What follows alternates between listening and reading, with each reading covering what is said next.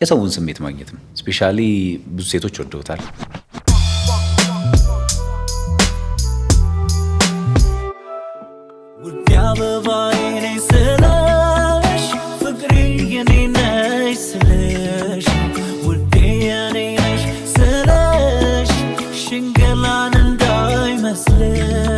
የዘፈን ሀሳብ ይመጣልኝ ያው መጀመሪያ ዜማ ነው። ዜማ ሲመጣ ከዜማው ጋር አብሮ ተያይዞ የሚመጣ አብሬ የምላቸው ቃላቶች አሉ። በዛ ውስጥ ሀሳቦች ይመጡልኛል። ብዙ ጊዜ እንደዛ ነው የሚሆነው። የሆነ ሀሳብ አስቤ የግጥም ሀሳብ አስቤ ሰርቼ የማቅባቸው በጣም ጥቂት ናቸው። የተለያዩ ዘፈኖች ሲሰሩ ግጥም ተጽፎ እንደሚሰሩት አልሰራም። ዜማ ከሰራ በኋላ ነው የምሰራው። ውዴ የሚለው ዘፈን ሀሳቡ የመጣው ያው እንዳልኩ መጀመሪያ ዜማ ነው የምሰራው። ዜማው ሲሰራ ከዜማው ጋር ቃላቱ አብሮ መጣ።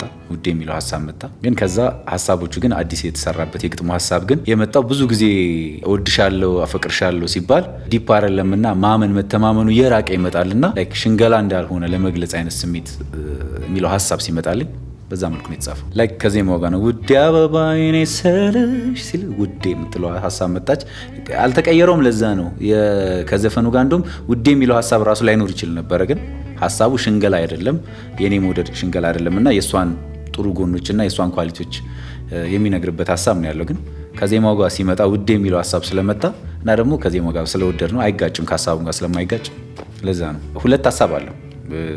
አንደኛው ሀሳብ ምንድነው? ቅድም እንዳልኩ ፍቅርህን ስትገልጽ ወይ ደግሞ እንደምትወዳት ለሚስትህም ለፍቅረኛም ስትገልጽላት ያለማመኑ ስሜት ብዙ ጊዜ ይመጣል ነው፣ በተግባር ይታይ ነው። ግን እሱ ላይክ ሽንገላ እንዳልሆነና የእውነት ፍቅር እንደሆነ ለመግለጽ የሚገልጽበት ሀሳብ ነው። ሁለተኛው ነገር ደግሞ የእሷን ኳሊቲ ነው። ላይክ ያላትን ምርጥ ነገር ከሌሎች ሴቶች እንዴት ተለይታ ለእሱ እንደታየችው ለእሷ የሚገልጽበት ሀሳብ ነው።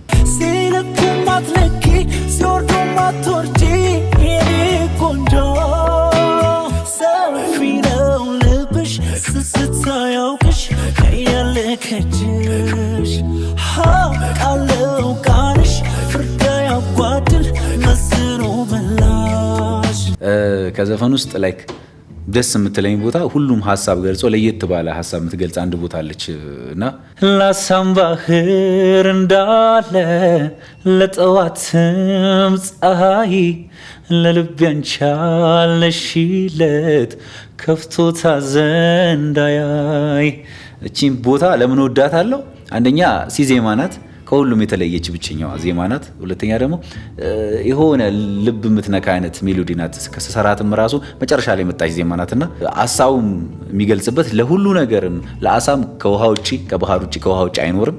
ጠዋት ላይም ፀሐይ ሲኖር ነው ድምቀቱም ሙቀቱም እና ለሱ ደግሞ ለልቡ ደግሞ ያለችለትም ውሃውም ሙቀቱም እሷ ናትና እሱ የሚገልጽበት ላይ አንድ ፍቅረኛ በዚህ መልኩ ሀሳቡን ቢገልጽላት ምን ያህል ደስተኛ እንደምትሆን ስለማስበው አላፍት ውዴ አበባዬ ነኝ ስልሽ ፍቅሬ የኔ ነሽ ስልሽ ውዴ የኔ ነሽ ስልሽ ሽንገላን እንዳይመስልሽ።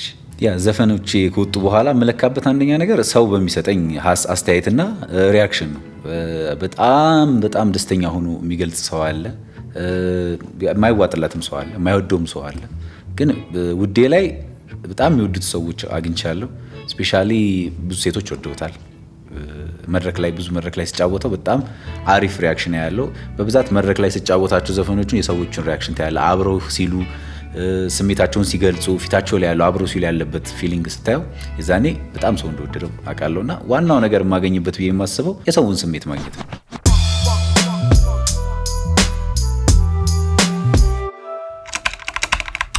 እስከዛሬ ከሰማኋቸው 10 ከ10 የምሰጠው አልበም ዝምታ አልበም ነው። የቴዎድሮስ ታደሰ ነው። ያ አብሬ መስፈን የምፈልገው አርቲስት ያ አርጂት ሲንግ የኔ ቢሆን ብዬ የምመኛቸው ከልጅነት ጀምሮ ማለት ከሙዚቃ ከጀመርኩባቸው ጊዜያቶች ጀምሮ ምለው የብዛየው ደምሴ የህልሜ ንግስት።